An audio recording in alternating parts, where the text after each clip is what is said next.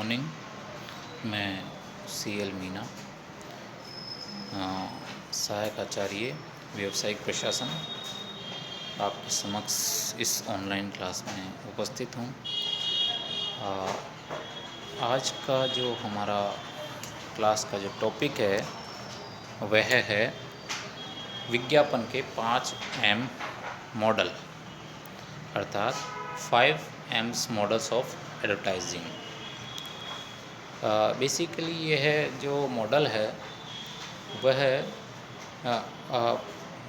जो Philip Kotler द्वारा प्रतिपादित किया गया है। This model is given by Philip Kotler. इस मॉडल के माध्यम से उन्होंने विज्ञापन की संपूर्ण प्रक्रिया को 5 प्रमुख चरणों के माध्यम से समझाने का प्रयास किया है और बहुत ही सरल कर दिया है। उन्होंने कुल 5 Ms के माध्यम से जो विज्ञापन की प्रक्रिया है वो बताई है। प्रथम है मिशन, सेकंड है मनी, थर्ड है मैसेज, फोर्थ है मीडिया और फिफ्थ है मेजरमेंट, अर्थात लक्ष्य, धन, संदेश, माध्यम और प्रभावशीलता का मापन। ये जो 5 Ms हैं इसके माध्यम से विज्ञापन की जो प्रक्रिया है उसको समझाने का सफलतापूर्वक प्रयास किया है। प्रत्येक M को 1 by 1 हम विस्तार से समझने का प्रयास करते हैं। पहला है मिशन, अर्थात लक्ष्य। कोटलर ने कहा है कि विज्ञापन कार्यक्रम के निर्माण में सर्वप्रथम विज्ञापन के उद्देश्य को निर्धारित करना चाहिए। अर्थात कोई भी कार्य हम करते हैं तो सबसे पहले उसके उद्देश्य को विस्तार से हमको समझना चाहिए कि हम जो कार्य करने जा रहे हैं उसके ऑब्जेक्टिव्स क्या हैं। उन ऑब्जेक्टिव को अच्छे से अंडरस्टैंड करने के पश्चात आगे की प्रक्रिया पर ध्यान देना चाहिए। तो विज्ञापन के क्या क्या उद्देश्य हो सकते हैं? मेनली विज्ञापन के जो उद्देश्य है वह विक्रय में वृद्धि करना होता है और कुछ सूचनाएं देना, प्रेरित करना, स्मरण कराना और क्रय निर्णय हेतु रेनफोर्स करना। अर्थात जो विज्ञापन के जो ऑब्जेक्टिव्स हैं, जो विज्ञापन के लक्ष्य होते हैं वो मेनली डायरेक्टली और इनडायरेक्टली विक्रय में वृद्धि को करना होता है, तथा जो दूसरा लक्ष्य है वो किसी उत्पाद या वस्तु या सेवा के बारे में ग्राहकों को सूचनाएं देना होता है।